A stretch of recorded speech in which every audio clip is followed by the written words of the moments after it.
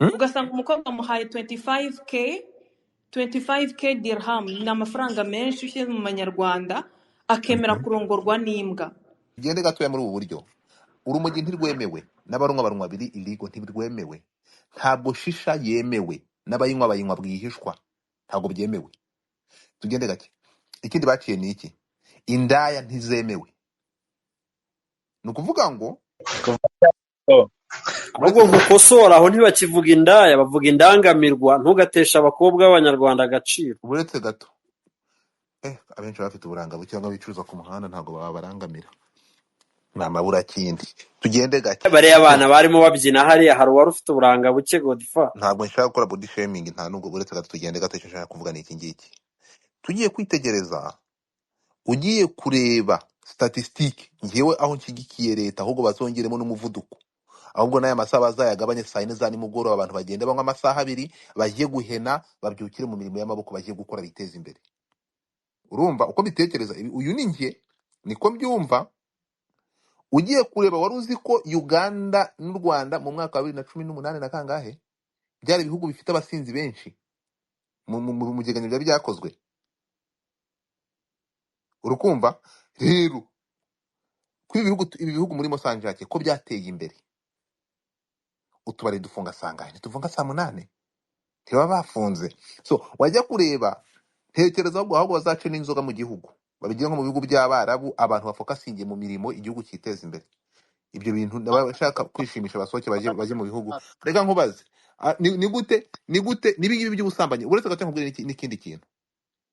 Wari uzi ko ibingibi iyo batabica bagakumira burundu, wari uzi ko twari tugeze kuri level abantu bose bagiye muri vacances bakajya mu Rwanda ngo niho hari abakobwa beza? None se u Rwanda ruhindutse rogi? Ntabwo ibyo bintu mubizi mwebwe ko mu minsi ishize n'iyi ngiyi, umuntu wese, baba abanyamahanga, Nigeria, bose barafashe indege zerekeza i Kigali.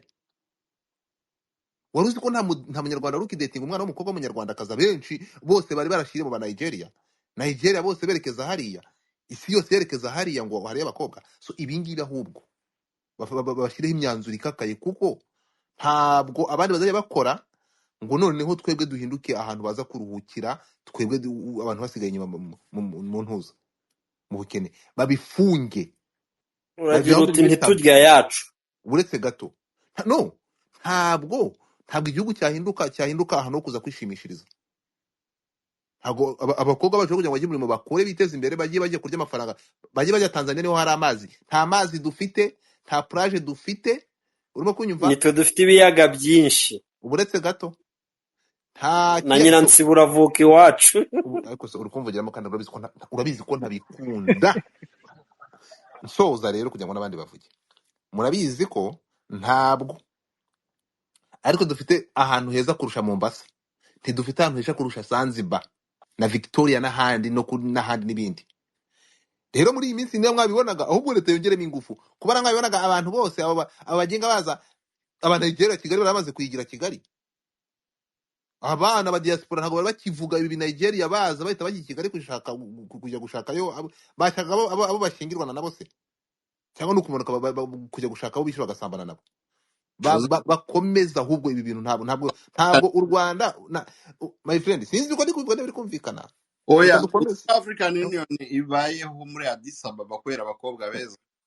Bashatse kuyijyana Sirte cyangwa muri Tripoli muri Libya, barasara. Bya bigabo byo muri West Africa birasara, muratujyana hehe? Muri za Shaki twakwigumiye ahangaha Addis Ababa ko ariho hazima. Reka twumva abandi. Abdul, ari tourisme bro. Abdul, komera cyane Godfather. ukomerane. Hano wumva urimo witotomba. Ari wowe Ikibazo cyabaye ikibazo kasamutwe. ni ukuvuga ngo rero buriya uwiba ahetse abegesha mu mugongo, niko ikinyarwanda kivuga. Ubu ngewe igisimenti maze iminsi nkitemberamo mu masaha y'ijoro, guhera isaa 5 z'ijoro kugeza mu rukera, kugeza nko mu masaha 8. Ibyo ni ijisho ry'umunyamakuru. Ariko ikibazo wavugagaho kiriho cyeze, abana b'abakobwa dufite barengeje imyaka 30 cyangwa 28 muri iyo range. Aba bana b'abakobwa ruzi ko bafite barumuna babo. Aba bana b'abakobwa baravuga ngo bavuye mu cyaro bari mu buzima bubi bakaza gukora ibintu nka biriya. Abenshi iyo baganirije barakubwira bati impamvu nihebye nuko iwacu byarangiye, mama ntigeze anyitaho, navutse ni jyenyine, mama ntashobora kungurira amavuta, ndabuzwa n'iki kwiheba niba bari bumfunyika amadolari 30 mu gihe ndimo gukora biriya. Iyo ntago ariyo mpamvu yagatumye umwana w'umukobwa yandareka kuriya. Noneho barumuna babo nabo kubera ko bari muri segonderi barabona kuru babo bari i Kigali barakora biriya, bakavuga bati reka natwe tuzamuke. Ndaguha inkuru ya nyayo. Hano mu Gisimenti nabizindukiyemo mu kiganiro nakoraga kuri televiziyo Izuba, hari abana b'abakobwa bato bari mu myaka mito bari kwicuruza. Abana bato cyane bafite imyaka hagati ya 17 na 16.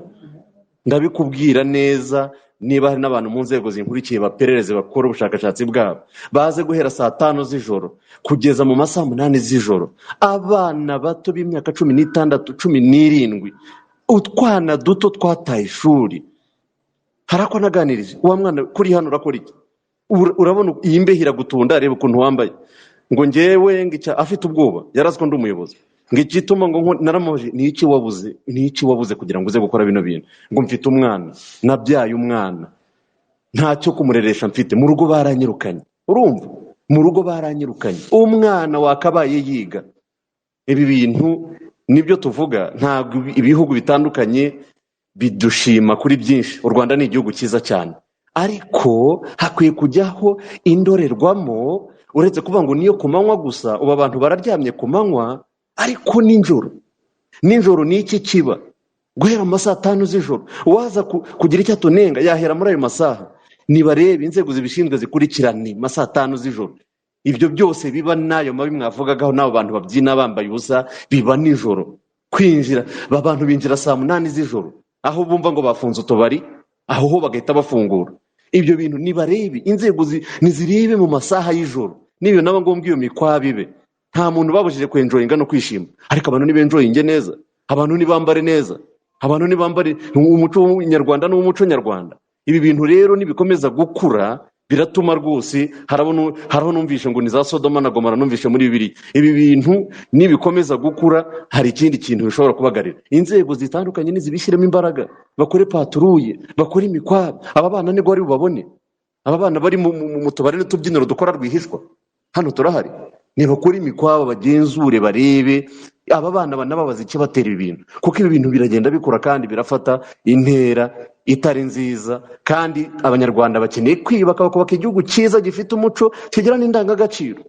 Kandi ikindi nagira ngo nkomozeho ni ikintu kijyanye n'uko ntabwo uyu munsi kugira umuco cyangwa kumva ko Kigali igomba kuba nziza ari uko igomba kumaraho, ari uko byacitse bigomba kuba. Ariko mu gutesha umuco umwana w'umukobwa, oya, nta hantu bihuriye.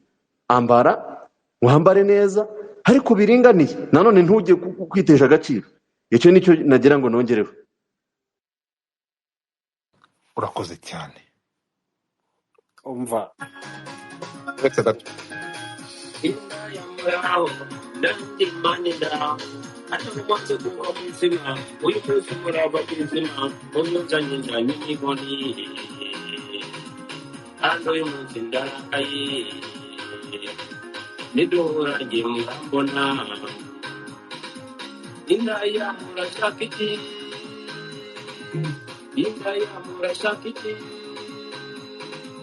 Amafaranga murakafite mucuruza mutambi mwakwishakira imirimo uburaya mukamureka n'ababyeyi barabakumbuye indaya murashaka iki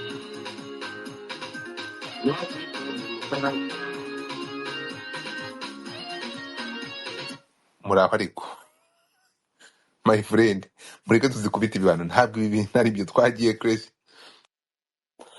ngewe urumva ngenda kugarukira ku cyejo. Dufite indaya nyinshi ni nk'uko mubivuze, ariko ndumva iryo jambo rinasuzuguritse kuvuga ngo abakobwa bacu bose babaye indaya. Reka tuvuge ngo bamwe mu bakobwa, bamwe ni bake, ntango wavuga ngo ni 100%. oya ni bamwe mu bakobwa barimo bajya mu mirimo yo kwiyandarika, ariko twongereho ngo n'abakiriya babo baraba benshi, araza uyu munsi guhindura umwe, ejo akajyana undi, ejo akajyana undi. Harakorwa iki ngo habaho kampanye ituma ibyo bintu bicika? Kuko ni ukuvuga ngo bariya abantu ntibabaho batabonye abakiriya. Impamvu umwe ejo aza ahantu wasangaga 10 ejo hakaza 20, ni uko abakiriya bahinduranya, kandi abakiriya benshi bafite uburyarya aribo bazana hano ku masipesi kumva barabatuka, kandi nimugoroba ari uza ahandi hantu hari abandi bantu bashyashya baje. Ikindi Abdu nk'ikintu avuze ngo tubakure mu muhanda, ngo tubabaze, ngo tugire gute. Abdu, jya uvuga ikintu utanze umuti muzima. Numukura mu muhanda uraba umuhaye akazi, uraba umuhaye undi mwuga, uraba ugize gute. Habeho kuvugurura imikorere n'imyumvire, kampanye yigishwa ahantu hose ku buryo umukiriya tubisigire yenda twumve ngo nabo banyamahanga. Naho ibyo kuvuga ngo nguki Godfrey, video naguhaye nanze kuvugira hejuru, uyitegereze mu tubari turi VIP, noneho abatwitwe ndayi bariya mubona ku muhanda nyine murabita indayi, ariko hari abandi bibisirimu, hari abagabo bagezweho, azi ko kuba ugezweho uhembwa menshi Kigali ugombye kuba ufite abandi bana babiri upangira ugahinduranya ukagira gute, ngo ukagira umugore wo mu rugo n'ujya kukuvanaho stress. So umuco rero ababi barimo babikongeza ntango ari aba bana b'abakobwa, ahubwo ni abatunze amafaranga bajya kubashukisha ayo mafaranga, bigatuma wa muco watangiye wo kubaho ubuzima buhenze wiyongera. Abantu bashaka kunyurwa na duke dufite, abantu bashaka kubaho ubuzima bw'ubuminimaliste ngo babeho no.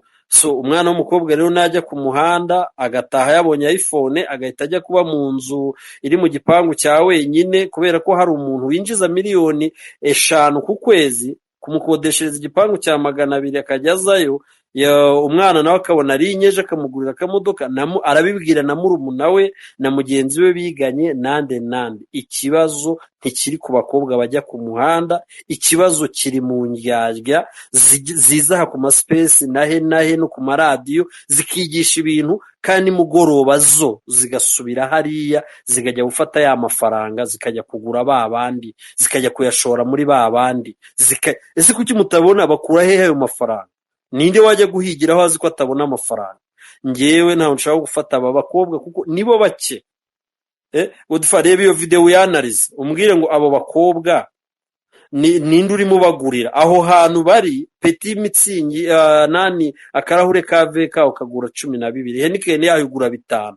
Bareba umubare ubitegereze umbwire ko unabona noneho babandi twita abanyabibazo nk'uko Abuda bivuze ngo ni umwana wavuye mu cyaro ngo utarize ngo iki. Abo batize nibo ubona iremera mu muhanda nahe ni nabo bari victim, ariko birimo birakorwa mu buryo buri VIP.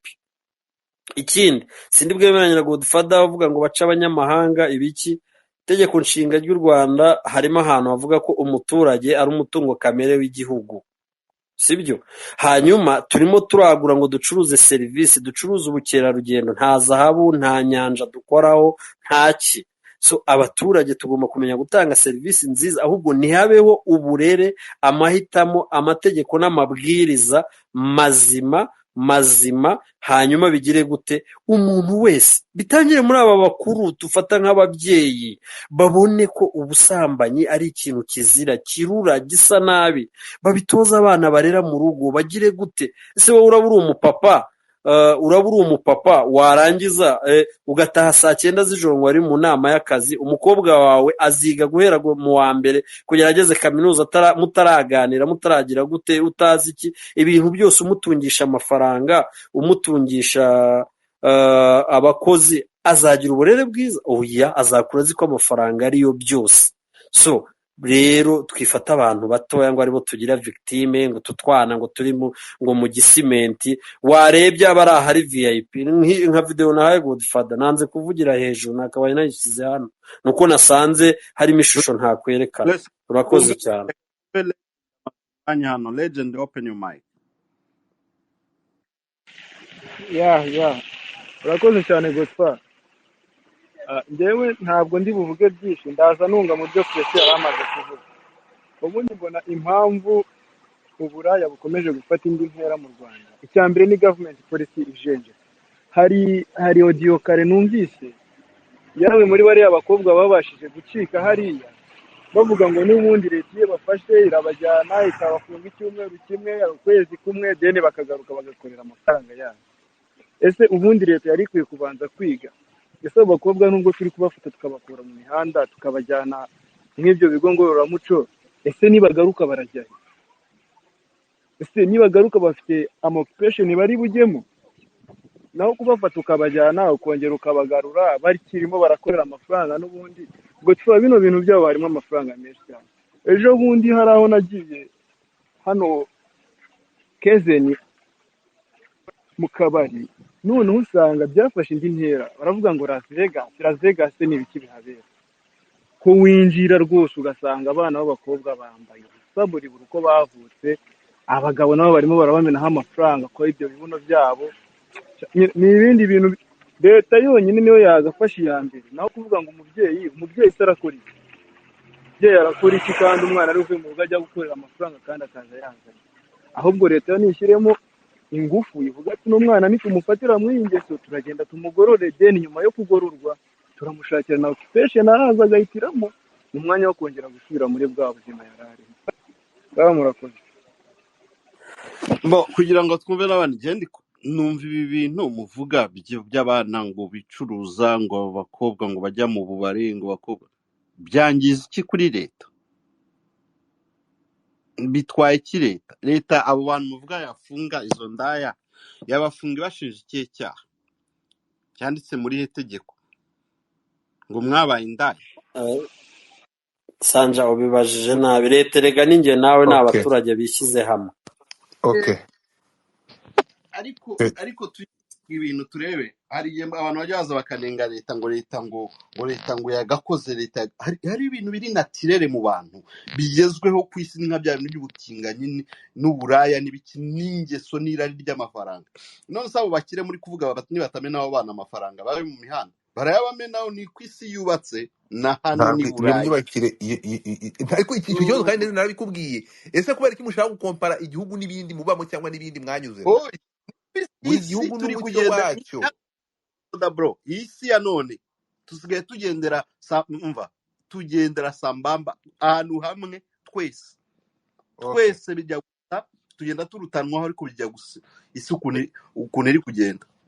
Alright, reka twakire The Future mbere yuko twakira The Future mbere yuko nkwakira.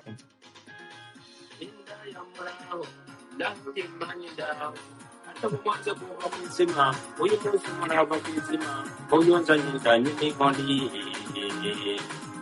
ando imuzi ndarakaye, nidura jimura mbona, inda ya murashakiti,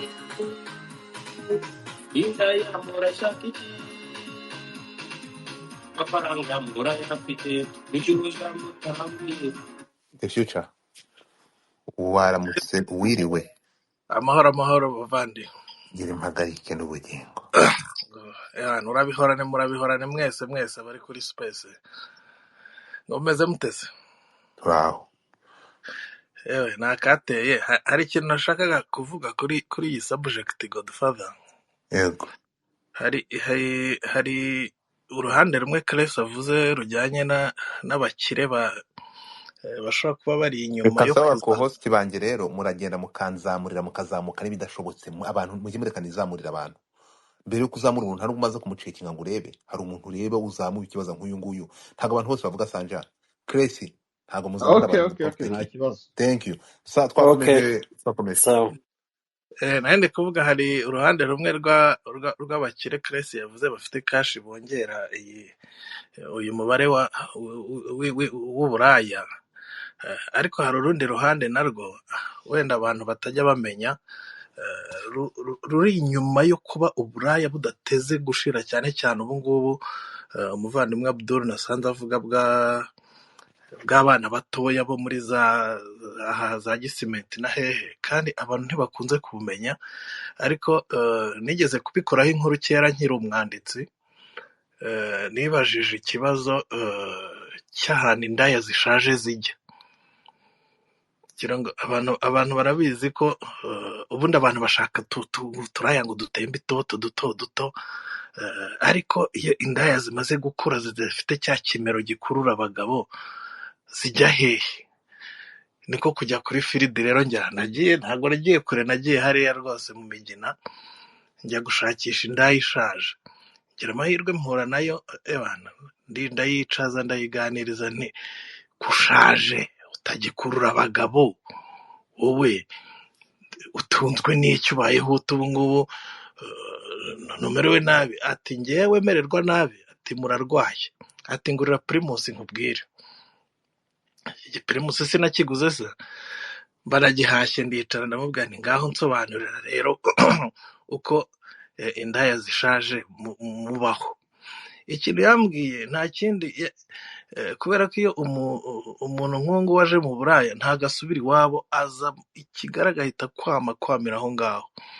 Icyo rero akora, atumaho twa turumuna twe mu cyaro, ndetse yaba adafite n'abarumuna bagatumaho bo mu baturanyi. Ati nimunyoherereze abana, ubu ngubu meze neza, narafatishije, mfite kashi, abana ndabashakira akazi bige kandi bakora. Ababyeyi aho ngaho mu cyaro bakagurisha n'inka, ngo boherereje umuturanyi ukomeye cyangwa se umuvandimwe wabo uri i Kigali, bamwoherereje abana ngo agende ajye kubitaho.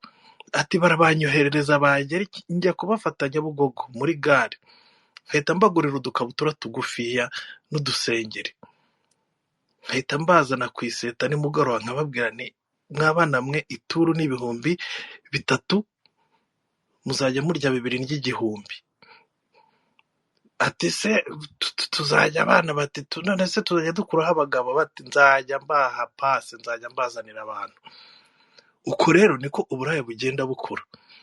Abo bana bagenda nibo usanga umugabo witwa Abdul yavugaga bahagararaze ku muhanda bari aho ngaho, baba bafite manager uri aho ngaho w'indaya ishaje iri kubaha pase, iri kubajonga. Ni ibintu biba bimeze nk'ubucuruzi bw'abantu, ni nka human trafficking. Ni ibintu, icyo kintu nakoze. Ati nuko nguko abana ndaza nkabakodeshereje inzu. Buriya utu tuzu two muri za Barinyahe na hehe ubona, twabaga ari inzu usanga ari inzu y'ibihumbi nka 5 ku kwezi, cyangwa byakabya bikaba ari nk'ibihumbi 7. Ati ndaza nkabashyira muri ako kazu nanjye ariko mbamo, tukagenda tukajya ku kazi tugacakaza. Nanjye nahura n'umuntu wasinze wa wundi ubona abantu bose babaye beza, nanjye nkamukuramo makeya.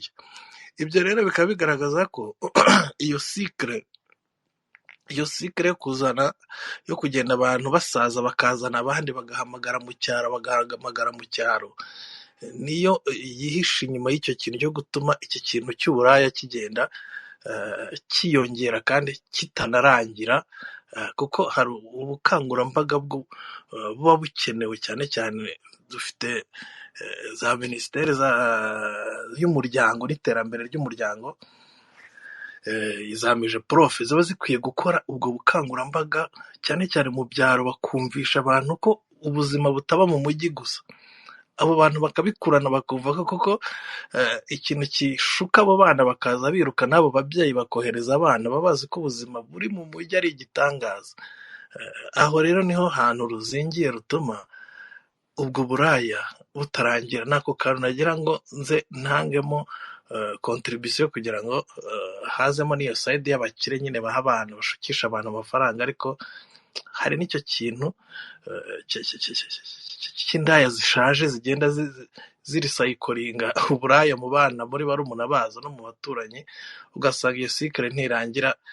Kandi hari icyo Saint-Jacques yarabajije ngo byangiza iki kuri leta, kuko leta n'abaturage nk'uko Kresi yarabivuze. kandi ahangaha usanga u Rwanda rurirayinga cyane kuri resources humaines, kuko nibwo bukungu rufite. Iyo umuntu atakaza abantu rero, kuyo urebye usanga revo ya sida y'ibiswa iri cyane cyane mu rubyiruko ruri hagati y'imyaka 16 na 22. Abo ni amaboko igihugu kiba kiri kubura, ni resources humaines igihugu kiba kibura. Niyo mpamvu rero impungenge zo guhagarika ibyo bintu cyangwa se impungenge za leta mu kurwana n'uburaya zumvikana zifite n'agaciro. N'ako kantu nagira ngo ntongereho. Murakoze cyane. abo The Future bantu ataragenda hangane gato kare Godfa wait a second the future Karame. ko numvishe ibyo ngibyo si ugucuruza abantu abo Ni bagore cyangwa abo bakecuru izo ndaya zishaje iyo zifashwe bigenda gute ni uwo ni nguwo ni wagusobanurira ibyo icyo ni ikintu cya human trafficking gishobora kuba kitaramenyekana na n'ubu cyangwa se kidahabwa agaciro gikwiye, ariko niko indaya nyinshi zishaje zimera, kubera ko nk'ubu nk'abantu bararinde barabona indaya y'umukecuru, indaya ishaje iri aho ngaho yahoze mu burayi ikaba iba iri heheze. Ni nka bya bindi bavuga ngo tutarabona mayibobo nkuru zikuze ngo z'abagabo ngo zijya hehe. Ni ibyo ngibyo rero niho hantu umuntu yibaza, usanga iki ari ikintu nyine abantu bakwiye gufokasingaho, kuko ni akarisacu umuntu aba akwiye no gusharinga inzego zikabimenya. Ni nayo mpamvu nyine ni nako kamaro k'izo nkuru abantu bakora z'ubucukumbuzi buhabanye na bwa bundi bwa beka. okay, thank you so much. Chris, go ahead. njye icyo nashaka kuvuga kuri The Future, nkunze ko yaganiriye na The Future. Buriya tunafite abari muri karite ebyiri, ahubwo uvuga ute noneho niki twakora kugira ngo duce intege abakiriya babo, kuko bariya bo indaya bo ni bake ugereranyije n'umubare w'abakiriya. Ubona hakorwa iki noneho kugira ngo habeho ko abakiriya babo bacika? ngira ngo guca intege abakiriya buriya biragoranye, kuko burya ahanini umuntu wifitiye amafaranga ye yakoreye yavunikiye aba afite uburenganzira bwo kuyakoresha icyo ashaka, kandi iyo yujuje n'imyaka yo kujya muri ibyo bintu by'ubushurashuzi n'ibiki byose, ahanini usanga harimo ikibazo. ahubwo njye mbona protection yaba cyangwa se ikintu cyakorwa no guca intege icyo kintu cy'uburaya cyaba bujyamo kuruta cy'abana bajya kuba exploite, kuko kubujyamo nyine nuko baba bafite ubwo bukene cyangwa se ayo mafaranga bagiye gushaka. Buretse ko hari n'abantu bikundira ubusambanyi bisanzwe bigira mu buraya atari uko hari n'ikintu babuze. Ibyo rero mbona ikintu umuntu yafokasingaho ari ukwinjiza muri abo bantu bajya mu buraya ikintu cyo kuba babureka cyangwa se bashaka ibindi bajyamo, cyangwa se bakaba bashakirwa ibindi bajyamo. Ariko umuntu witwa ko ari umukiriya kujya kumukumira bishobora kugorana kuruta gukumira abajya mu buraya bishora mu mwuga w'uburaya. Njye impamvu nari nkubaje gutyo, have been Morocco, namaze nk'amezi 6 muri Maroc. Muri Maroc umuco waho cyangwa itegeko ribigena, baba bazi identite yawe. Niba bazi ngo Cresse nta mugore agira, ntango Cresse ashobora gutahana umukobwa, nta mukobwa wagusura kuri hoteli, naho uba kuri apartment babonye haje umukobwa akaza kugusura atari kuri restaurant atari kuri hehe, ni ukuvuga ngo polisi barayihamagara direct. Ibyo rero twebwe sinzi ko hariya byashoboka. Na ikindi hariho gushyiraho ihame ndangagaciro ku buryo byigishwa kugera igihe umuntu wese azajya avuga ngo ngize ibyago bakamenya ko nanjye mba muri biriya, n'aka kazi ndakabura. Donc bikaba ari ikintu giteye isoni. Ni ukuvuga ngo biriya bintu byacika intege. Ariko ikibazo dufite ni uko muri bamwe mu bashyiraho ayo mabwiriza ngo ibyo bintu bikorwe, nibo bashobora kuba harimo ari nabo nanone bakiriya ba bariya bantu. Ariko ndakubwiza ukuri ko habayeho kuvuga ngo ibi bintu ni urukozasoni, umuntu wiyubashye, umuntu uri mu nzego za leta, umuntu uri muri ONG, umuntu ugize gute, uzajya ufatirwa muri iki kintu cyakagikekerwamo demande yihuse kandi urabihanirwa gutya. Byacika intege.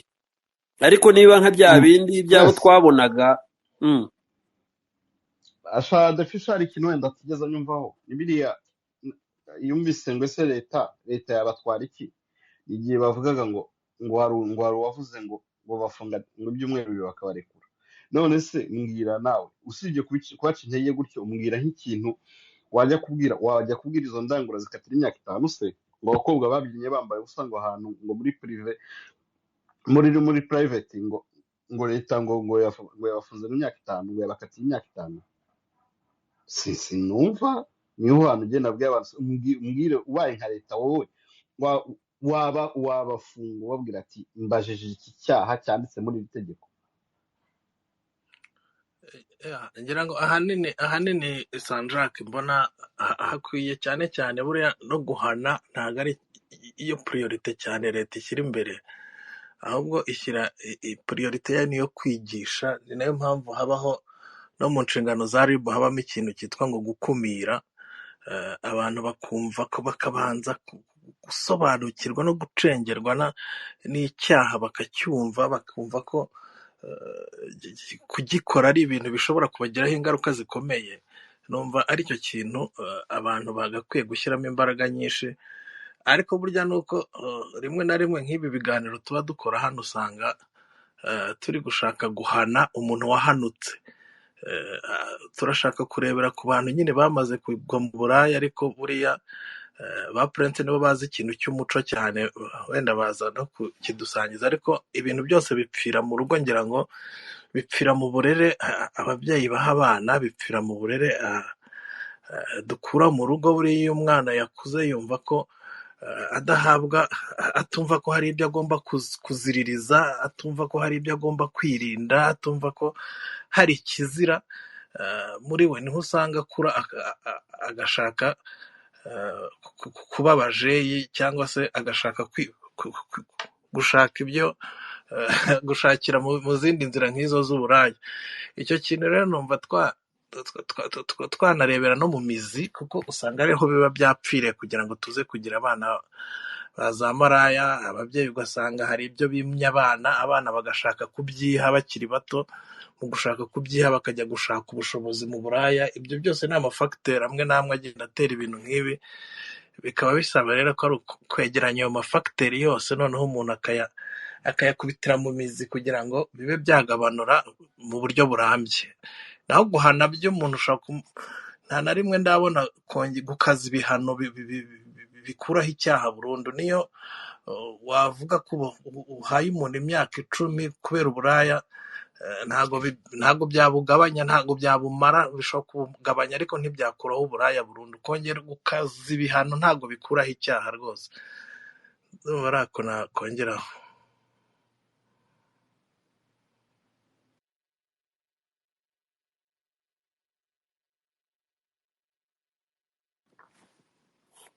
Ntibyoroshye, ntabwo byoroshye, ariko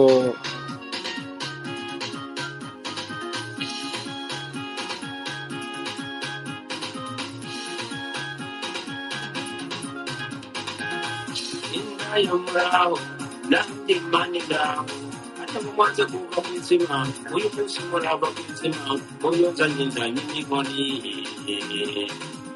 hano uyu munsi ndarakaye niduhuranye murambona indaya murashaka iki, indaya murashaka iki, amafaranga murayafite mucuruza mutambuye mwakwishakiye imirimo uburaya mukabureka n'ababyeyi barabakumbuye. Oya, ntabwo tugomba kugira intambara. Kuhindaza abayakasamutwe hindayo erega reka mwese mwumvishe ikiboro njye numiwe. Ereze niba bakubwira ngo aba batipe bararakara avuga ati Nyamirambo umva n'abakiriya babatwaye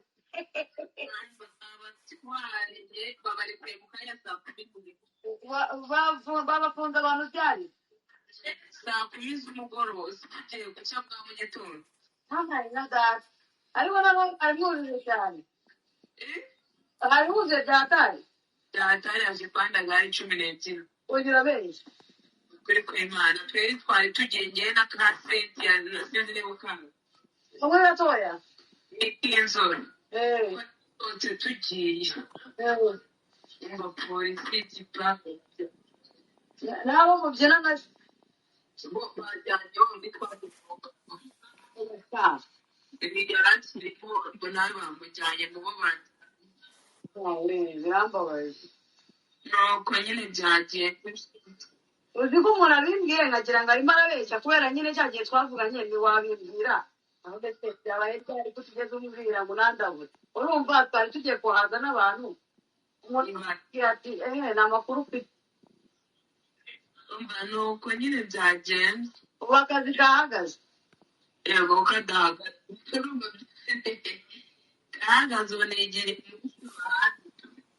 mwakinyemera ngo ahandi oya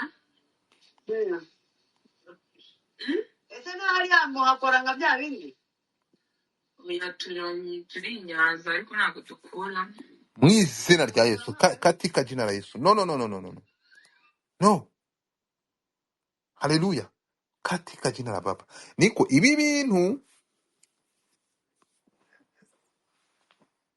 ntekereza ko biri buze guhagarikwa kandi byanahagaritswe no gushimira ko byahagaritswe urumva ntekereza ko aricyo cya mbere kandi dushimira n'ababihagaritse hanyuma mujye mubyuka mu byamagane niba ari n'ibyapa niba ari na flyer baravuze ko hagomba kuba flyer ariko haraza space iza kuzamo abanyamategeko bazadufasha ejo hanyuma noneho tubivimuzi tubisesengure ba future bazaze baduhereza ubwo butumwa bazatuzanira ubwo butumwa bw'izo ndaya zishaje ntabwo nari nzi ko hari izindi zishaje ntabwo nari nzi ko hari n'indaya zishaje kabisa Fideli Hello? yego Yes, njye nari mfite agatekerezo gato. yego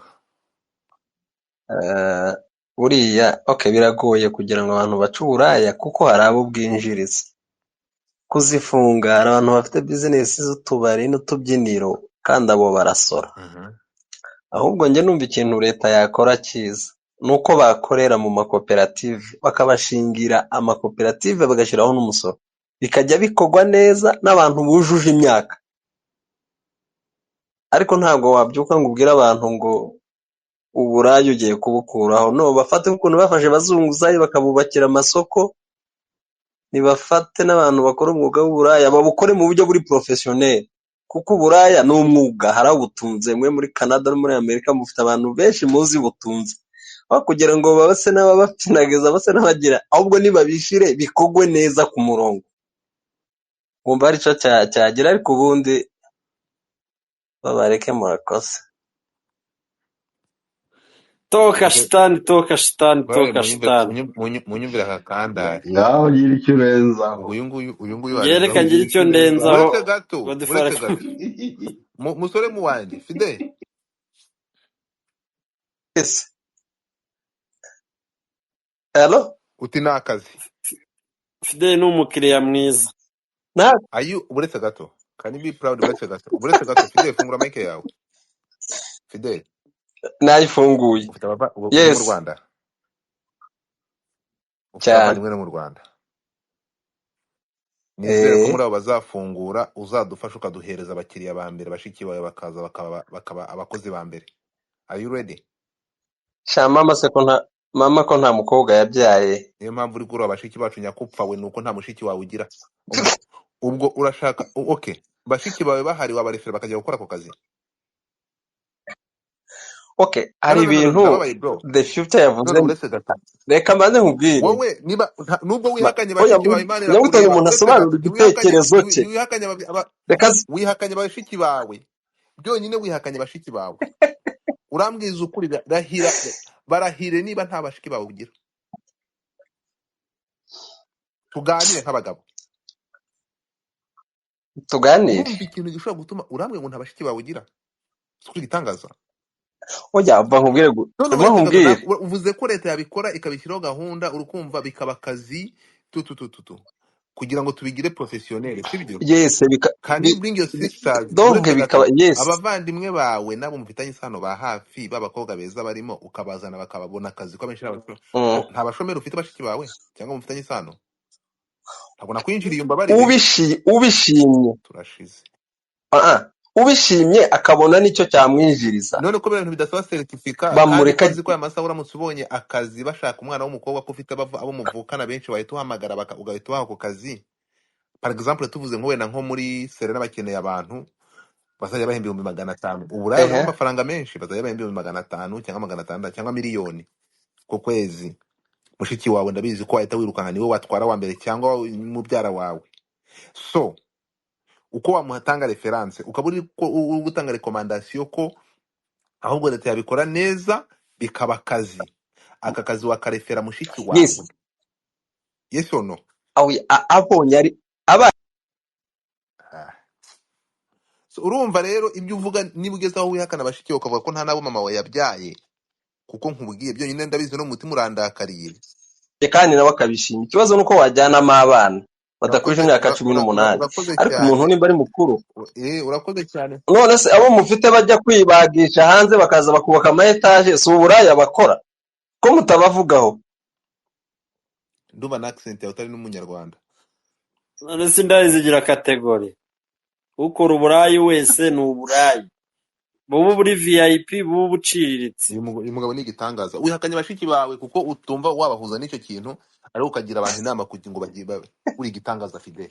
Nta kundi nyine nkuzungurije umutwe. Ngiye navuze ngo awa kugira ngo bikogwe mu kavuyo byahabwa umurongo. Iyo bitware muri Leta Zunze Ubumwe za Zamburi ibyo turabyamaganye ntibikwiye.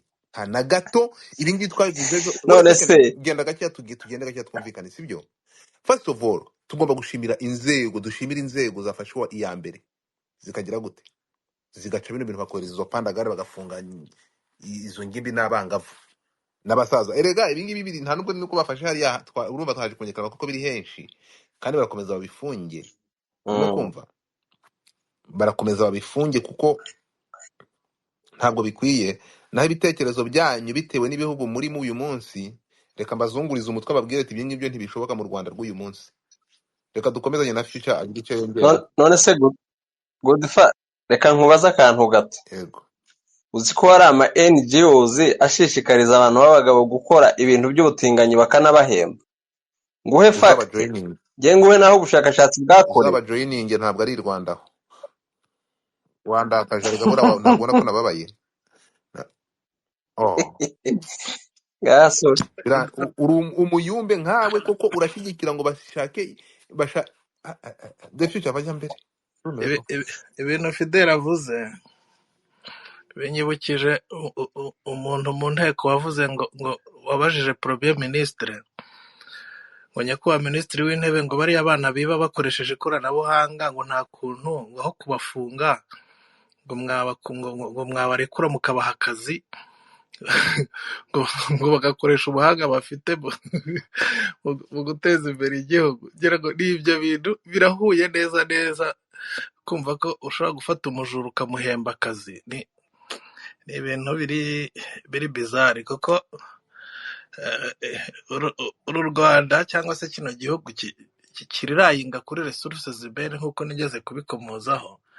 Kuba wakwifuriza umwana w'u Rwanda gukora koperative y'uburaya aho gukora koperative y'ubuhinzi cyangwa y'ubwubatsi ni ikintu uhita wumva ko ntago gisonnye neza.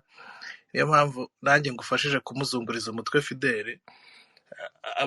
Abana b'u Rwanda, abakobwa b'u Rwanda bakwiye, hari byiza byinshi bashobora kujyamo bitari ibyo kujya kudandaza amagara, kuko uwo mwuga sinzi n'ahantu wanditse, sinzi niba ari umwuga wagira n'ubwishingizi umuntu akazagera mu zabukuru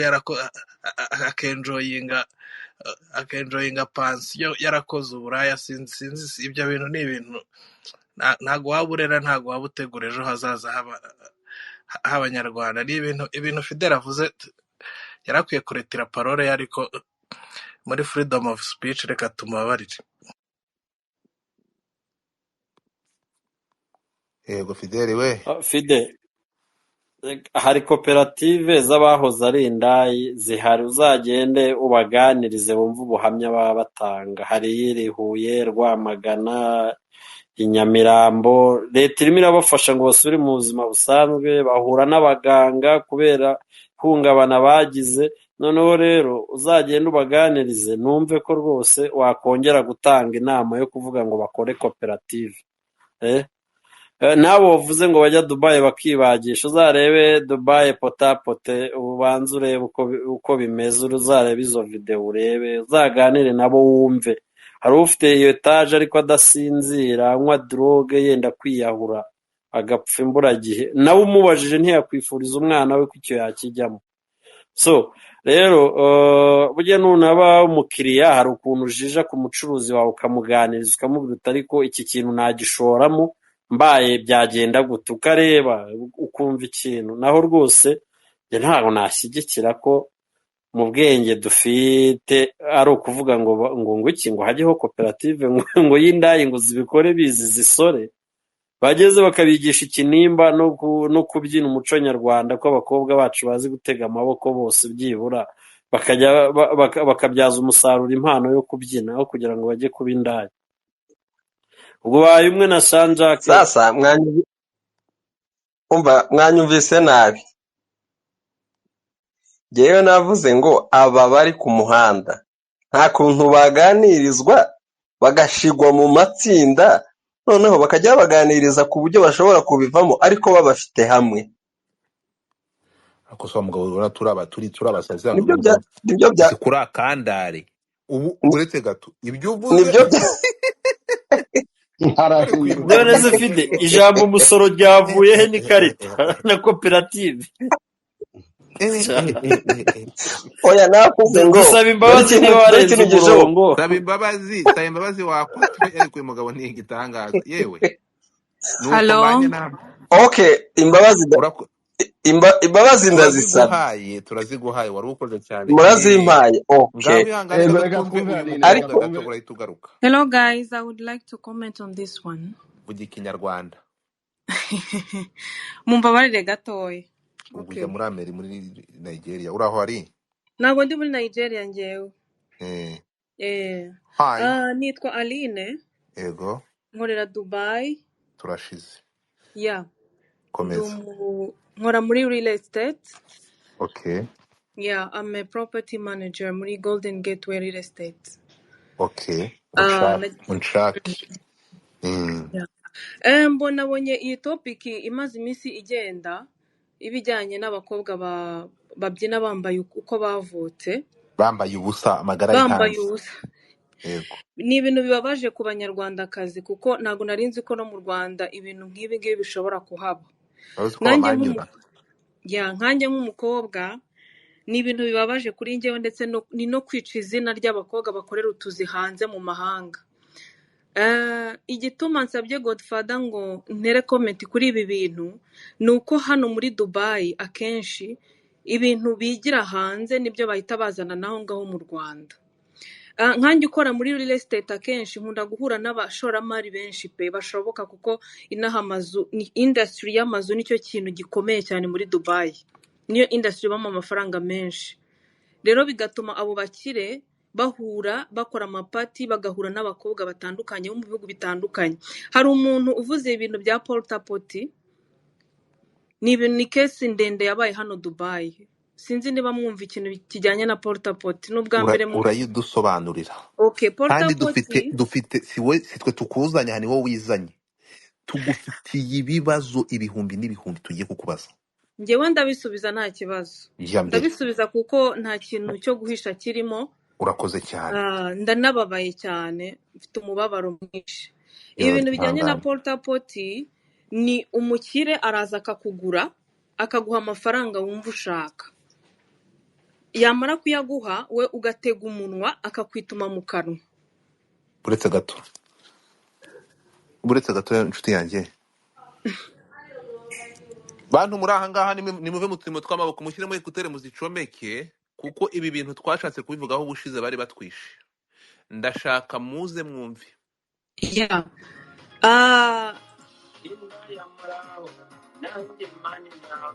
Hata mwanzo kuva kuzima uyu munsi muraba kuzima muyuzanyuza n'imoni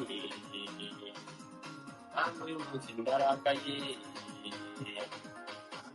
Aline portapoti no kwituma abakobwa mu kanwa gusa. Sanjak nta iyo ihangane.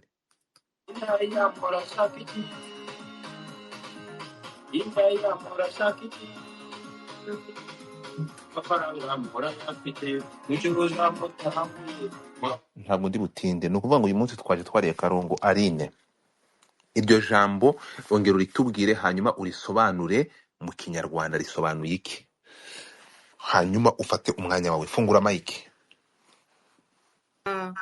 ubundi poti nyine ni urabona po y'abana tu po Yego. y'abana ni ukuvuga ngo porta poti ni po igendanwa. Ni po igendanwa, hanyuma noneho umugabo niba yaguhaye amafaranga yiwe yakwishyuye, ibyo ari bugusabe byose ugomba kubikora, harimo no kukwituma mu kanwa.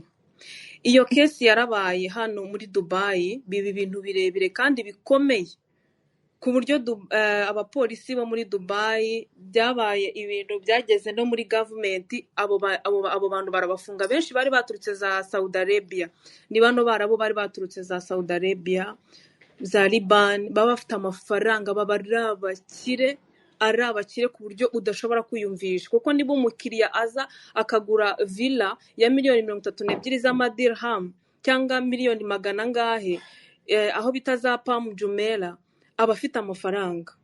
Rero abana benshi cyane cyane byatangiriye mu bano bakobwa bo muri Moroccan, akenshi ba hano nibo bindaya nyinshi hano Dubai, nabo muri Morocco na Russia B'abazungu n'aba Nigeria. Ego hano muri Dubai uzabona umukobwa ari kuri Instagram, afite ukabona arasa neza, agendera mu modoka nziza, aba muri apartment nziza, ariko umwuga akora ni uburaya. Akabwamamariza kuri Snapchat. Hano Snapchat iyo uyikoresha, iyo uyiriho, abenshi babazi kuri indaya. N'umugabo yakuvujishe kuri Snapchat hano, akenshi abazi kuri indaya, ahita ajya kuri direct, ahita ajya kuri topic akubwira icyo ashaka naho muri buhurire. Nta nubwo atinya no kukohereza ifoto yambaye ubusa. Kuko njye narabigerageje kujya kuri Snapchat kwa kundi ushaka kwifatira amafilter, amafoto wajya ahantu heza, ntangazwa no kugenda ubugenda ubona ama request, ariko ukabona ni ibintu by'uburaya biberaho. Hano Snapchat iberaho uburaya. Umuntu ba Dubai hano yambera umuhamya, ntabwo ndi kubeshya. Niba hano harimo abantu baba za Dubai, njye mpamaze imyaka 4 hafi 5 nkorera muri iki gihugu. Komeza tuguteze amatwi. Abakobwa benshi rero hano, kubera ubwo buraya bwafashe indi ntera, ntabwo batinya gukora amanuza night party. Mumbabarire, ndi muri office, abantu bari gusakuza, reka njye mu ahandi hantu, njye muri meeting room.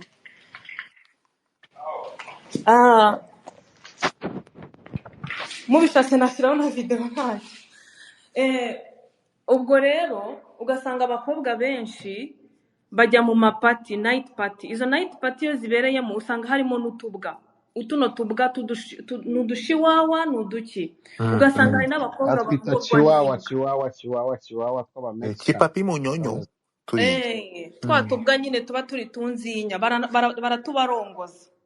Ugasanga umukobwa muhaye 25k dirham, ni amafaranga menshi ushyize mu manyarwanda, akemera kurongorwa n'imbwa.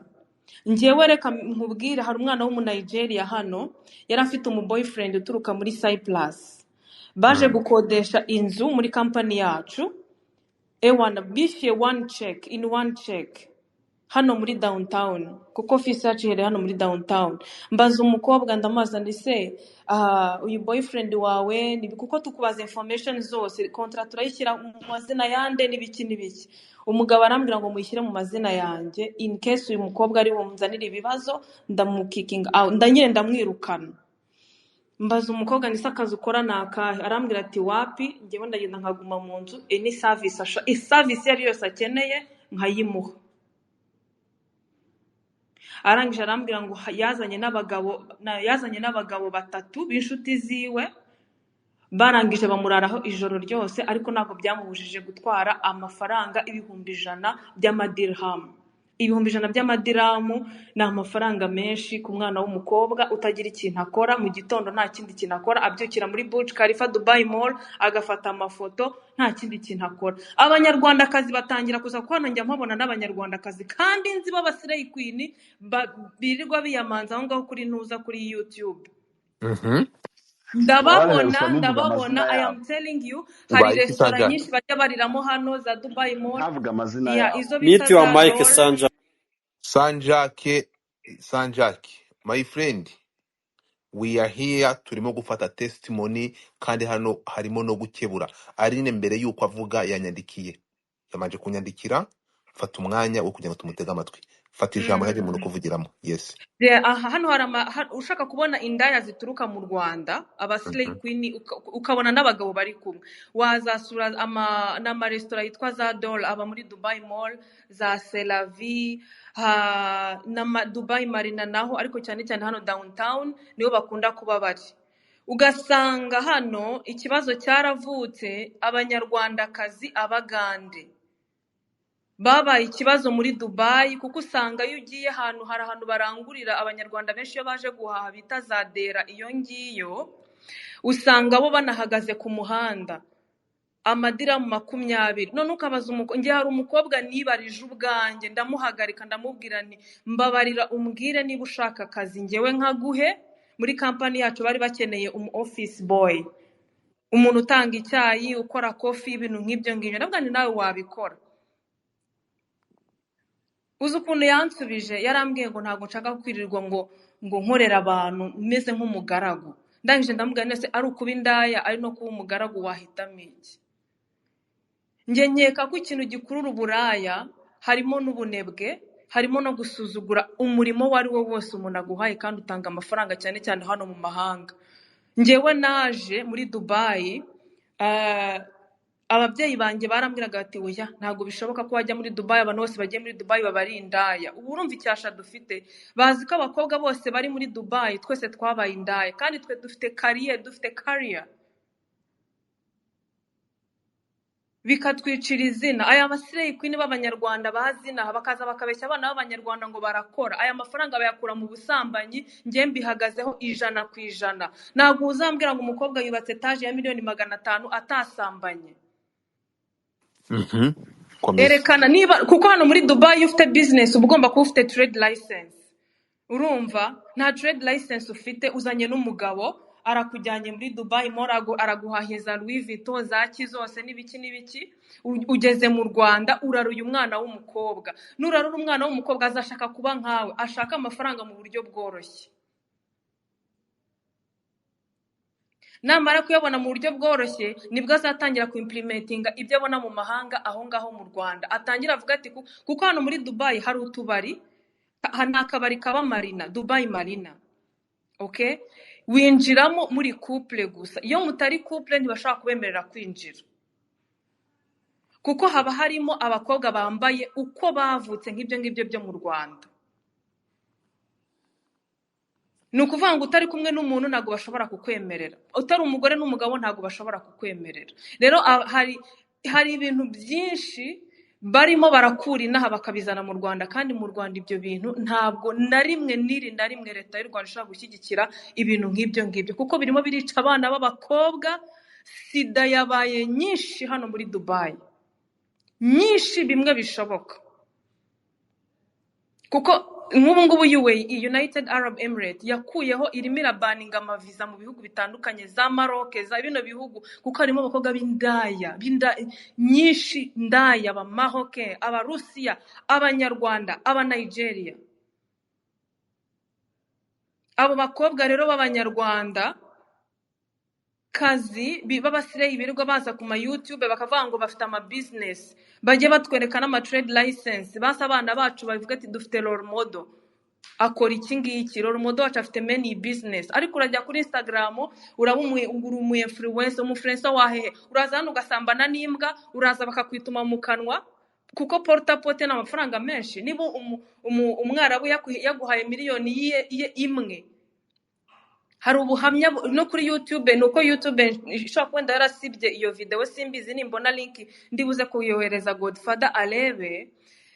umwana w'umukobwa yarimo aratanga ubuhamya w'umunigeria avuga ukuntu bamuneye mu kanwa akaba birwaye kugeza izi saha akaba afite ikibazo cy'ihungabana n'ubundi burwayi bamuteye kubera icyo kintu cyamubayeho. Ntabwo aya mafaranga bakura mu buraya abashimishije, ahubwo aba bakobwa bita ngo ni aba influencer nibabwiza ukuri abana b'abakobwa babafatireho urugero, niho hazaturuka abangaba barara bambaye ubusa imbere y'abagabo. Ni ibintu bibabaje, ni ibintu biteye ubwoba. Aba basireyi nibagabanye kuza Dubai batwicira amazina. Twe dufite career. Njyewe nakoze muri RBA, ndi umuproducer w'ikiganiro Waramutse Rwanda. Mvayo ngiye kwiga China, mbona masters, mpita nizira Dubai, ngira amahirwe mbona akazi, mpindura career. Ariko abantu baza Dubai b'abakobwa, buri wese bakumva ko umukobwa wese uri Dubai yaje gukora uburaya.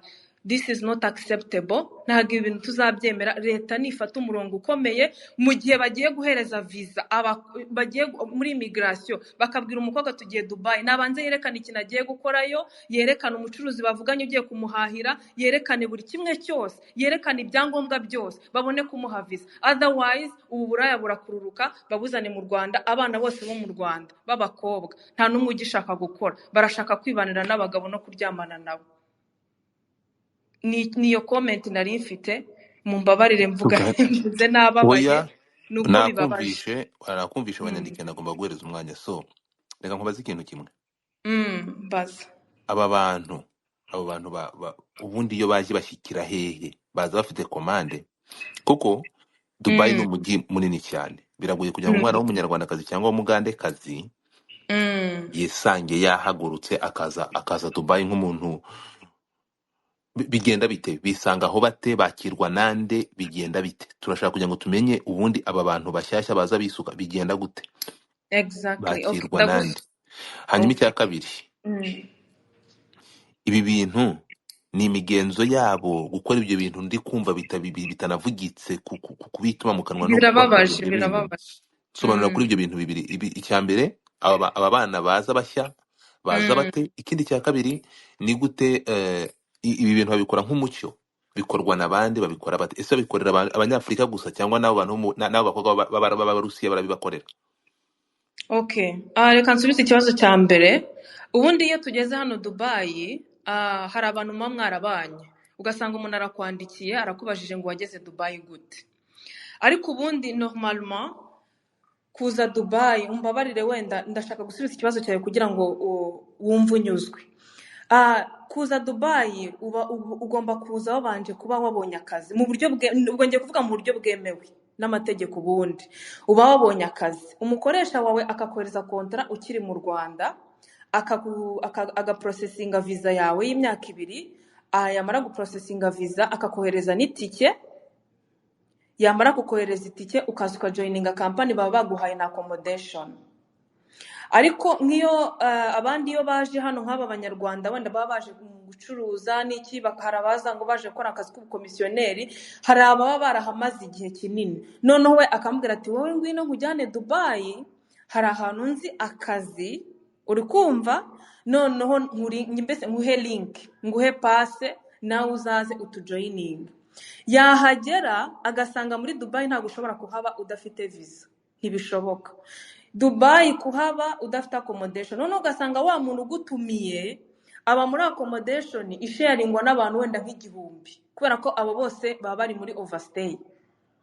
Noneho bakabyuka mu gitondo bakajya gutega indege, babyita gutega indege, ajya nyine ajya gushakisha, azenguruka mu makampani ashakisha akazi.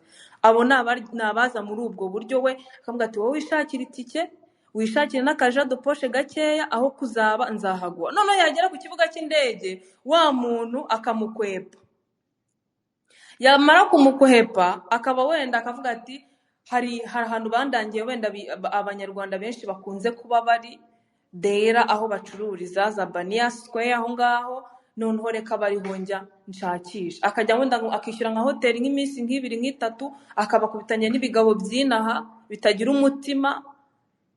akaba murongo ijoro rimwe, undi akamurongora irya kabiri, undi akamurongora irya gatatu. Abo ni abaza mu buryo butemewe n'amategeko. Ikindi, diaspora ya hano ikunze kubuza abanyarwanda kuza hano nta kazi kabazanye, kuko dufite amakesi menshi y'abana b'abanyarwanda bagera hano bakabatekera imitwe, ugasanga babaye mayibobo.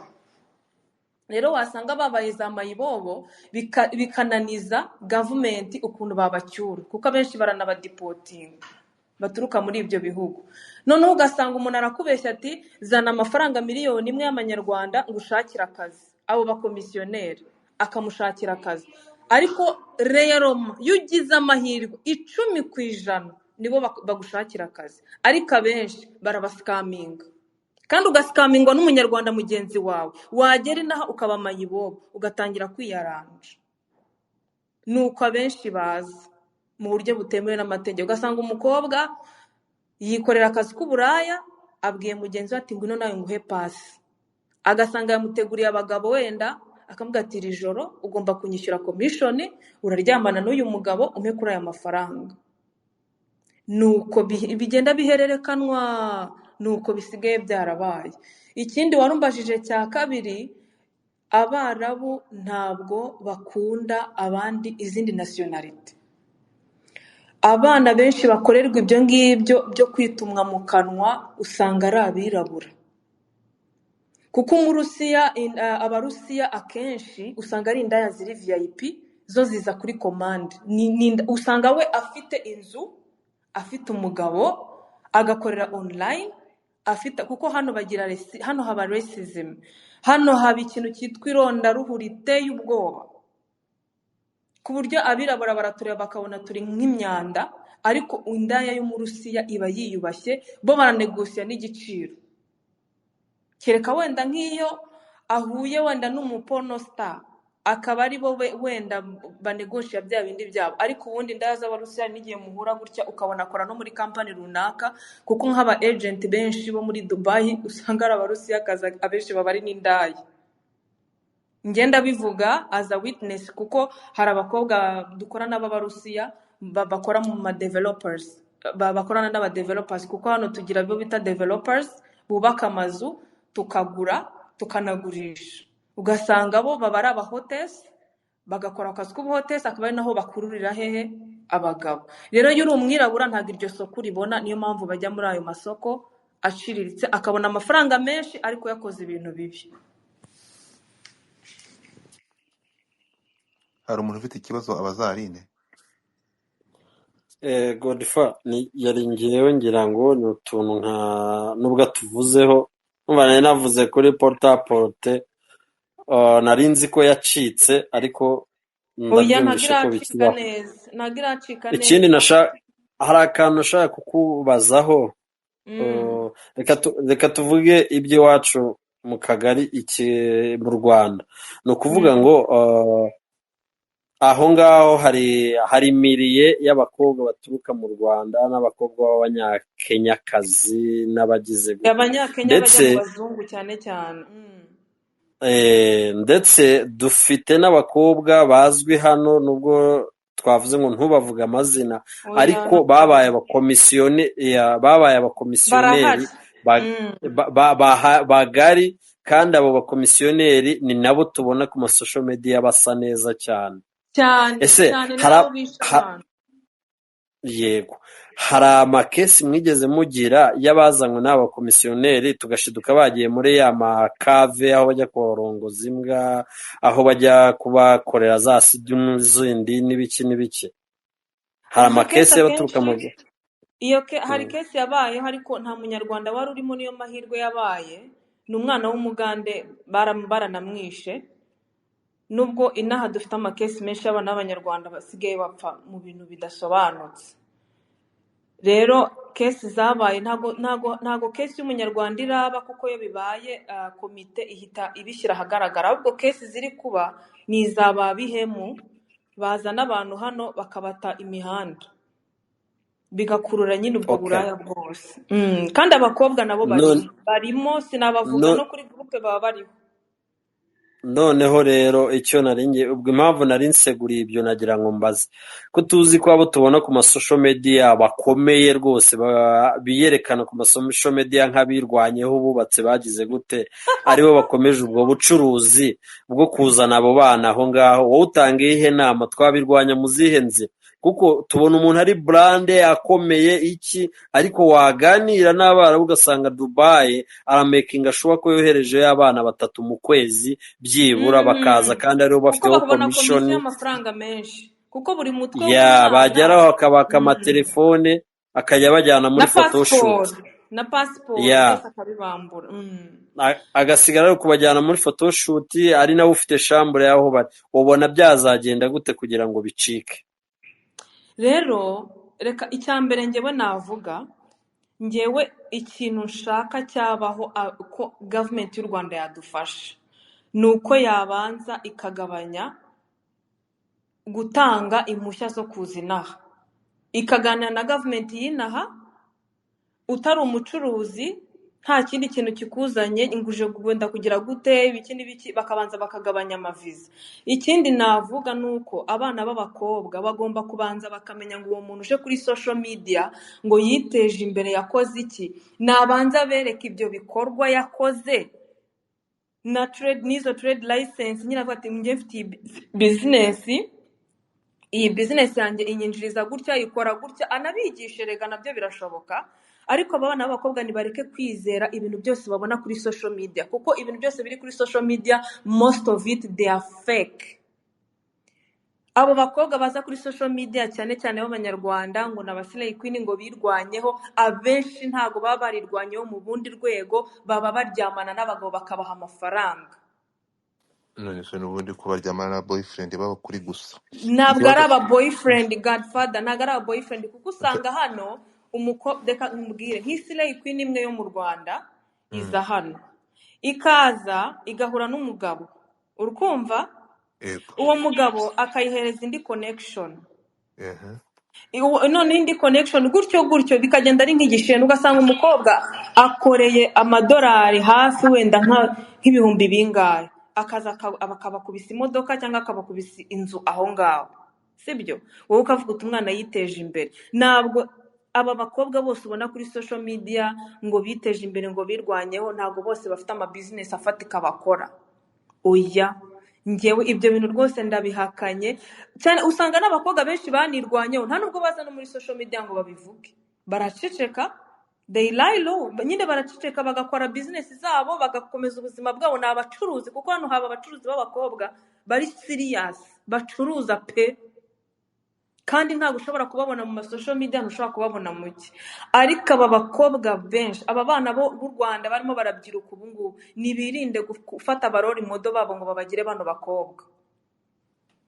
Banza umenye ngo akora iki, banza umenye ngo niki kimuzana Dubai, niki kimujyana Nigeria, niki kimujyana hana ni akahe kazi akora gafatika, natwereke ofisi ye. Urugero, Isimbi the model afite office, afite umugabo, afite buri kimwe cyose. She is a good role model. afite office Dubai? No, ndavuga mu Rwanda. Ni urugero nari ntanze. Aje muri vacances, afite company ye. Isimbi the model ndamukunda kubera nyine ukuntu n'umukobwa wavuye kure, umwana wavuye kure. Ni urugero nari ntanze. Ubwo urashaka pasi yo mu Yahudi? Ndamufite hano, ntugire ikibazo. Oya, njye yuko mfite umugabo w'umuyapani. Ni ukuvuga ngo rero ntabwo izi social media nizo zirangije abana, nizo zibarangije. Niba bishoboka ko izi social media, njye nashakaga kukubaza nusoza aba bana rero nibarekeraho gufata abarori modo babo nk'aba basilayi queen n'ubuci social ngo influencers. No, please, bagomba kubistopa. Ikindi nuko leta y'u Rwanda yashyira imbaraga mu bantu baza hano muri UAE cyangwa se mu bindi bihugu, bakabanza bakamenya akora iki, niki kimuzanye, aje gukora iki, azahamara igihe kingana iki, afite return ticket. mbere yuko bakubaza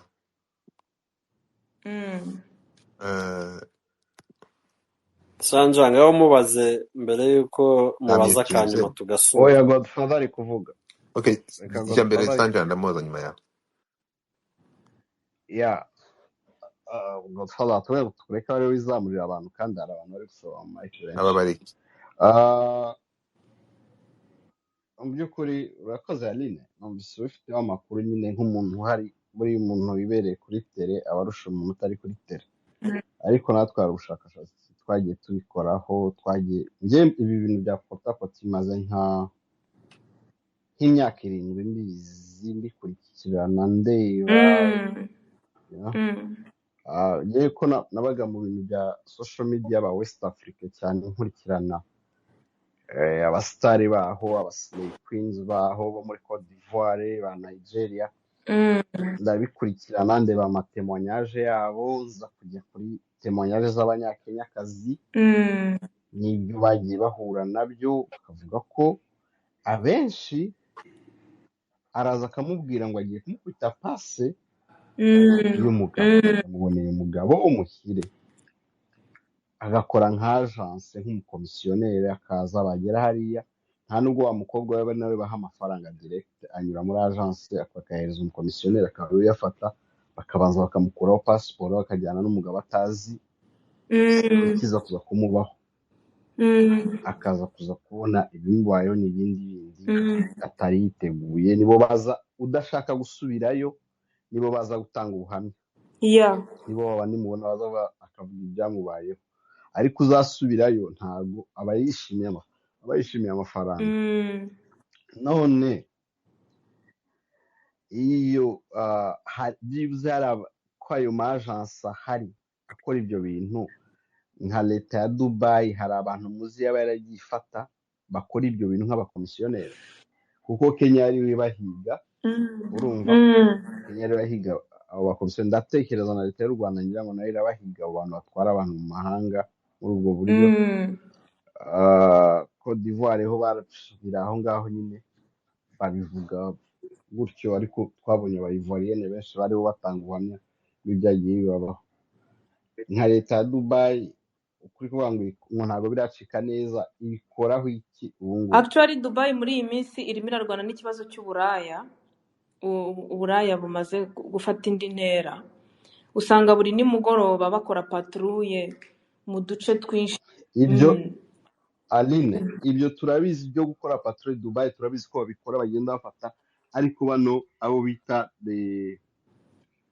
the street hookers bariya bidandaza ku muhanda Rero ariko aba VIP aba babikoraho VIP iki rero ari reka bo bake nkubwire ahantu bipfira impamvu ubona iki kibazo kitazanacika burundu ni uko aba VIP benshi baba ari n'abantu bakomeye. Uranyumva? Usanga ari abantu bakomeye baba influencer mu gihugu. Ugasanga umuntu ni umumiliyarderi kandi uwo mumiliyarderi ntabwo ari bwenjoyinge wenyine. Hari nk'umuntu uba ufite kampani. Reka nkubwire nk'ikintu kijya kiba hano Dubai. Hari igihe usanga umuntu afite kampani ukabona kampani rwose ifite na office ikitwa ko ari kampani ihereza abantu utuzi, ifite na trade license bakanakwereka buri kimwe cyose, ariko muri iyo kampani behind bafite ibindi bintu bakora. Ugasanga umukobwa baramubwiye bati hari ukuntu wabona amafaranga mu buryo bworoshye, urumva, reka duhereze pasiporo tubanze tugushakire visa. Ubwo bakwaka pasiporo mu buryo bwo kukubwira ngo reka bagushakire visa kuko urabizi ntabwo waba Dubai udafite visa. Noneho bakakubwira ati reka dufate pasiporo tugushakire visa buri kimwe cyo tuguhe n'akazi. Hari ababijyanwamo ku ngufu akabyisangamo, agasanga ari kuryamana n'umuntu ukomeye, noneho yajya no kuri polisi, kuko hano polisi y'urinda ukajya kurega ni wowe bafunga, kuko polisi ya Dubai ntabwo ishyigikira uburayi. Rero iyo umugabo nk'uwo w'umwinfluencer agiye ukamurega ukavuga uti reka murege, ahubwo ikibazo ni wowe kijyaho. Rero abana benshi bagahitamo kugira gute kwicecekera. hari abahitamo kubikomeza bakabikora, hari abahitamo kwiyambaza gavumenti y'ibihugu byabo, amambasade. Ndashimira na ambasade y'u Rwanda ikora akazi gakomeye kugira ngo dukipinge reputation y'abanyarwanda hano. Urumva, ugasanga rero abana benshi baricecekera ntibashaka kubivuga, ugasanga rwose uwarega ni waregera akabyihorera bakabikomeza. None ikibazo birimo birakururuka bikinjira no mu gihugu. Ibyo bintu urumva gavumenti y'u Rwanda ifite akazi gakomeye in the future, kuko barabikura hano, ni business barimo barazana. oya mu karere ho biriya iba ari iby'uvuga ngo abadansi ni bariya babyina bambaye ubusa byari bisanzwe mu karere Oya ntabwo ari portapoti, Dubai babikura. Potapoti nibyo ntazi ko byari byagera mu Rwanda, ko hari umuntu aza kubikorera mu Rwanda cyangwa hariya mu karere. Potapoti nyine ni biriya umuzungu cyangwa umwarabu yishima ari uko yitumye umuntu mu kanwa akaba aribyo byishimo byiwe, akaba arangiza bezo ziwe muri ubwo buryo, ariko sinzi ko biragera mu karere ngo abantu abirabura nabo ariko batangire uremera ko hari kubikora. n'abakobwa babyenjoyinga kuko babibonamo amafaranga menshi, Of course nonse yasubirayo atadinjoyinga, agasubirayo akabikora. oya uwo nguwo warabaye za kontineri zo kuvidura, it's okay nta kibazo, ariko areke kuza kugenda azana abandi bantu abigire Ibibazo show. rero barimo barazana abandi bana, ugasanga abana benshi nk'iyo tuvuge reka nguhe nk'urugero, njyewe ntuye financial center. Niba waraje Dubai Financial Center yegeranye na Dubai Mall Burj Khalifa, iziriya area za downtown, ukaza hano Business Bay, actually niho unabona indaya nyinshi, ukabona abarabu benshi bari kumwe n'abakobwa, ukibaza noneho niba nuramuka ugize amahirwe ukagaruka Dubai, uzinjire muri hoteli imwe bita Almani Hotel muri lounge, hanyuma ibyo ndi kukubwira uzabasha kubisobanukirwa.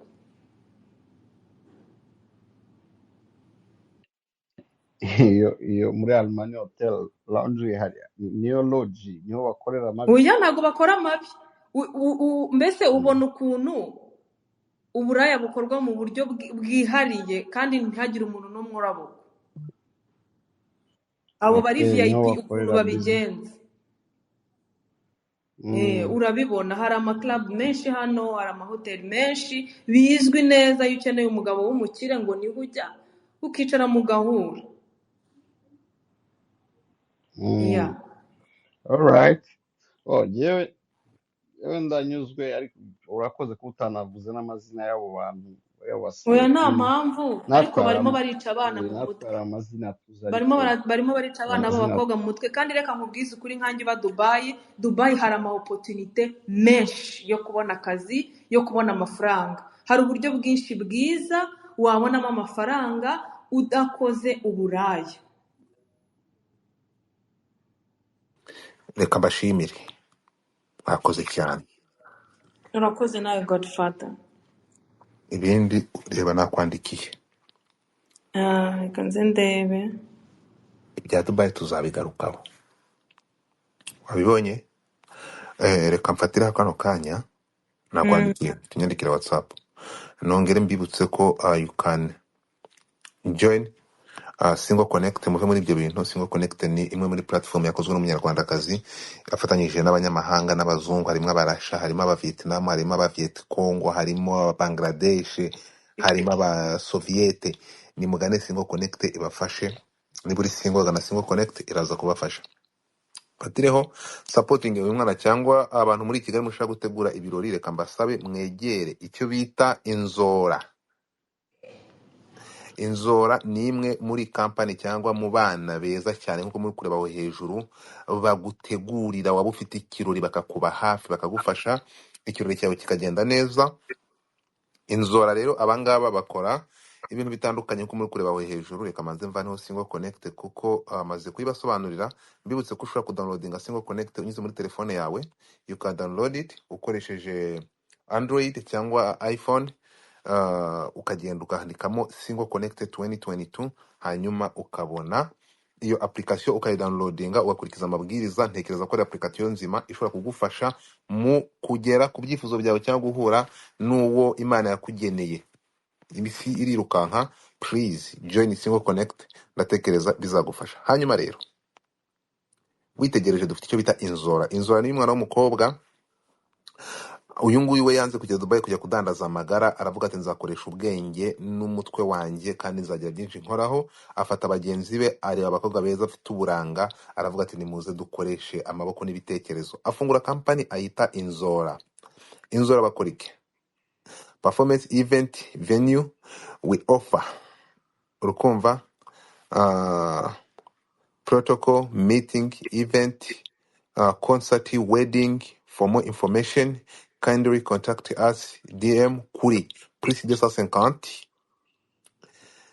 7839862 iyi ni nimero ushobora kubasangaho kuri WhatsApp cyangwa ukabahamagara bisanzwe. Bakorera i Kigali, adresse irahari kuri iyo post iraho hejuru, cyangwa ukajya kuri website yabo ni inzoraservices.com. I think this is the email ushobora kubasangaho. So gana Inzora, abangaba bagufashe niba ufite ikirori, niba ufite anniversaire, niba ufite ubukwe, abangaba bagukorera protocole iyakasamutwe. So abangaba ndababwiza ukuri, abangaba bagufasha ni sinzi na nyirayo by the way, ntabwo iyi ngiyi ntekereza ko ari umwana w'umukobwa wakoranaga n'umuhungu wa Kigufi. Uyu nguyu muri umukobwa sinzi, ariko ntekereza ko nyirayo ari umukobwa umwe. Ari na mute ngo gatoya, ndaje mute your mic Robert. So Inzora nabo ngabo, murabizi ko gahunda nta yindi, murabizi ko application imwe ni Single Connect, ariko mbibutse ko nicyo bita Pamako. Pamako murabizi ibyo bakora, murabizi, ni mubagane abafite imprimeri cyangwa abashaka kugira ibyo bemprima, ni mugane Pamako babafashe. Bakorera mu Kigali Nyarugenge, ni mubagane nabo babafashe, bagira ibikorwa byiza cyane ngayo nguko. So as a good morning i Kigali, good afternoon. Tuganiyeho akanya kangana n'amasaha 2 kugira ngo ntituyaganiyeho se twagira ikintu turenza aho ngaha, cyangwa n'abacika mukajya mu turimo tw'amaboko. Ese mukora ryari, murya ryari, mukaraba ryari, espèce mwaje mugaturama mukora ryari? Tuba twabereye radio mumaze twebwe kugera amasaha kubona y'akazi yageze turatashye. ya kureba. Ugiye kureba Umuyapani, umva bubu ngiye nyandikira muri gym ubu ngubu amasaha, ubu twe turi saa 12. saa 12. Wow. Uyu uratubwira ariko ndaje amakuru urayampa urabeshya. Mfite amakuru menshi. Amakuru uraza kuyampa. mudukubitirize Mbibutse ko Ferayi kuri ni gusa.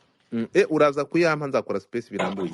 Mbibutse ko ejo bundi umusibe ejo tuzaba dufite space izavuga ku itegeko ryaje ry'abahanzi, aho tuzaba duvuga tuba turi kumwe n'abahanzi batandukanye, abantu bafite uburambe mu muziki bazadusobanurira ku bintu byerekeranye n'iri tegeko, bakatubwira ukuntu babyumva. Nibinashoboka tuzashaka umuntu umwe mu bakora amategeko azana bidusobanurire, tunarisobanukirwe byimbitse ngayo nguko. This is was the Godfather.